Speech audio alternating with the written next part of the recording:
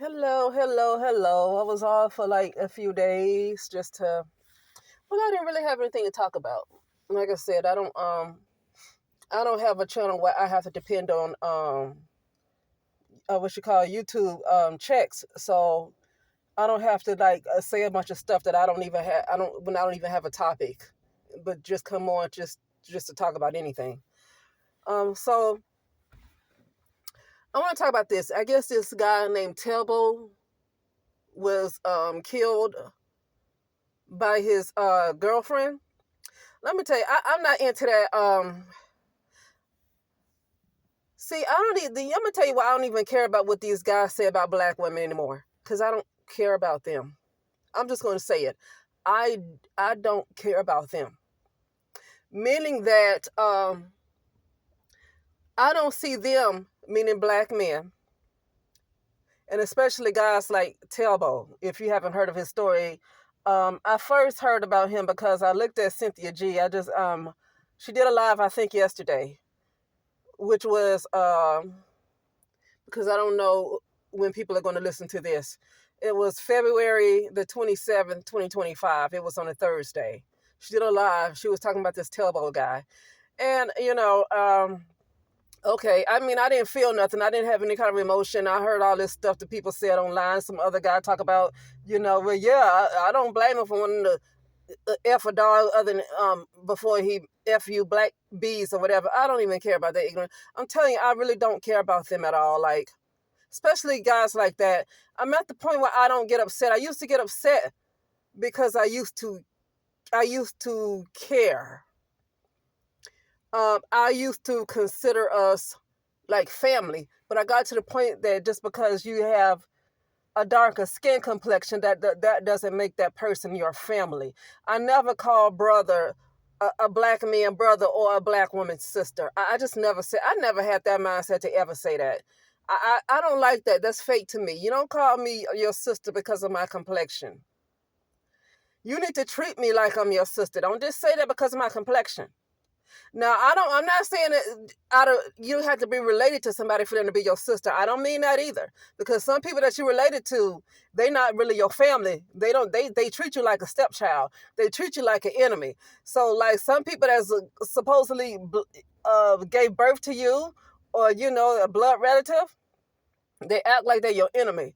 So when I really talk about a sister or a brother, you need to treat me like I'm your sister or or whoever. you know um so I'm not into all that skin complexion. I mean, literally, I don't care if they are Caucasian. I don't care if they're Asian. I don't care. I'm beyond that color. I'm beyond the color. And I'm gonna tell you this. I'm beyond black consciousness. I don't like black consciousness is like a lower vibration. If you stay stuck in black consciousness is like kind of victim consciousness, constantly talking about white supremacy or white racism, and still stuck on going back to Africa when now that we found out most of the people, so-called black Americans from the United States of America, are indigenous. Now that's really starting to come out, but that black consciousness want to keep having you believe that you came from Africa. See, that's the black consciousness I'm talking about. Black consciousness is upside down, and I don't want to be a part. I'm not going to be upside down. Right, I don't want to be a part of that. But I want to get back on this Telbo person. So the title of this is that you don't have to care if you don't want to. And black women are getting to a place where they don't care. And like I saw Cynthia G, and I didn't think nothing about it. Okay, yeah, there's another guy that has something smart to say about black women. Okay, and he got killed by a white woman. Okay, yeah, whatever. And then I was looking at Lovely T's live today. And at first she was talking about Trump's meeting with Zelensky and talking about Elon Musk and all of that stuff. And then she went to a next topic to talk about this Telbo guy again. And, she was talking about how black women are just getting to a place where they're not tolerating that crap anymore. And then you have some black men that are tired of the mess too. Like they tired of the shenanigans. Okay. You know, Because it's one thing to talk about how white supremacy is ruining everything and all of that stuff, what they want to keep talking about, right? But then you turn around and you have black men every chance you get, especially black men like this Talbot guy, constantly tearing down black women. But it didn't start. Here's the problem. It didn't start with Talbot. This started a long time ago, and I want to just start with YouTube because we know about the music and all of that stuff and blaxploitation films and all that stuff. Black women been disrespected, but I'm talking about in a way that black men let the world know that he hates black women. That was like really on YouTube. On YouTube is when the whole world saw that black men do not like black women. As a matter of fact, they hate black women. I don't care how many individual black men come and say, no, I don't feel that. We don't feel. No, you can't say we don't feel that way because that's not what the world sees. So you can't defend yourself right now. You cannot. You cannot defend yourself. I don't care if an individual black man come and say he love black women, he don't count. He's been overshadowed by the Tommy Sotomayors. He's been overshadowed by the Kevin Samuels or the Sergeant Willie Peets or whoever. All these other guys has been online tearing down black women. I don't care. And you know, Lovely T was talking about how she was saying how some black men are getting tired too, saying they not going to defend Talbot. And she talked about how, you know, because people like to just hop on black women and think black women are overreacting. See, that's the problem right there. You know, and black women are told that they're overreacting about everything, you know. But if you have one individual black person, black man to come and say, no, we don't feel that way, or I don't feel that way, and like, you know, you don't matter. You've been overshadowed by all of these guys, and I understand that you don't have the power to really, because YouTube, I'm gonna say it, YouTube and media in general really push those kind of men for their voices to be louder. Okay. But still, you have men on the radio and music tearing down black women. You had actors talking about black women. Okay, after all this stuff went on with YouTube, especially after Tommy Sotomayor, especially after him, then you had all kinds of people on the radio, rappers, actors, R&B artists, don't matter, was just disrespecting black women. And the whole world saw that. You can't defend yourself right now. You cannot defend yourself. You can't come here and defend black men. You can't do it. The whole world saw it. Do you know when I went to India in 2018, and I was talking to this guy, and you know, he was aware, and this was a guy that was like either in his like 18, 19, or 20. So he was in college. So he was a young Indian guy. So he's like, he watches YouTube and all that stuff. And they watch a lot of American YouTube. Okay. And he was aware that black men dog black women out, and he is Indian in India. I was in South India. He was aware. Okay, so it's just not people that's in the United States that's aware, because people from all over the world look at YouTube videos. I look at YouTube videos of people who are in Kenya. They have a lot of Americans. Like, it's a Kenyan woman that I like to look at. She has a lot of Americans look at her videos. So that's what I'm talking about. With YouTube, people all over the world look at your videos. And literally, I spoke to an Ethiopian guy, just different men, Jamaican, whoever.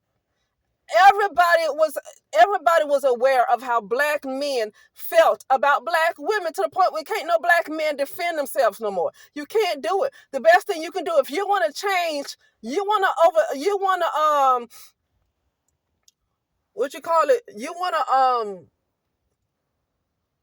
I guess you call it right that wrong, or whatever, you know, rewrite it or whatever. You have to basically come out publicly and do something nice. And it's a lot of black men that need to get on public platforms. But I'm not just talking about public. I'm talking about, but see, the thing is, black women are so used to being disrespected that when people come out, if black men were to come out in droves and start doing something nice, if they were to see that this was messed up, what they did, black women would think, oh, what you want? What you want out of this? Because in the past, when black men did come out wanting to speak into black women, they always had a ulterior motive. It was either about a bunch of money, because black women were easily to fall for anything. So it was because he would play on her emotions, and she would be his biggest, money giver, you know. Or they came out saying a black woman is God. Well, tell us why she's God, because you might not be lying about that, but tell us why. And it's not because of parthenogenesis. It's not just because of that, because there's been other groups of women that might have been able to do that too. It's not just because of that. It's for a reason. Black women are at the bottom for a reason. A lot of black women's energy is used to just really move the world, and they don't understand that, because a lot of people see themselves as an individual, some physical person, when you're not really physical anyway. We are hallucinating this reality. You're not really physical. This is all a hallucination. So I say, why black women are God? What reason is it? It's a reason for that. Now, black women in her state, now she's not God in her current state, because she hasn't figured out who she is. But at the same time, there is something to the black women, so say what it is. But see, a lot of those black men that were doing that, they were just interested in, saying whatever they had to say to black women to get what they want out of black women. You know what I mean? So that's what I'm saying. If a bunch of black men were to come out in the droves and say a bunch of nice things about black women are so used to being disrespected that they think is they're being set up. It was a bunch of white guys, I think Asian, a bunch of non-black men that came out talking about the black wife effect.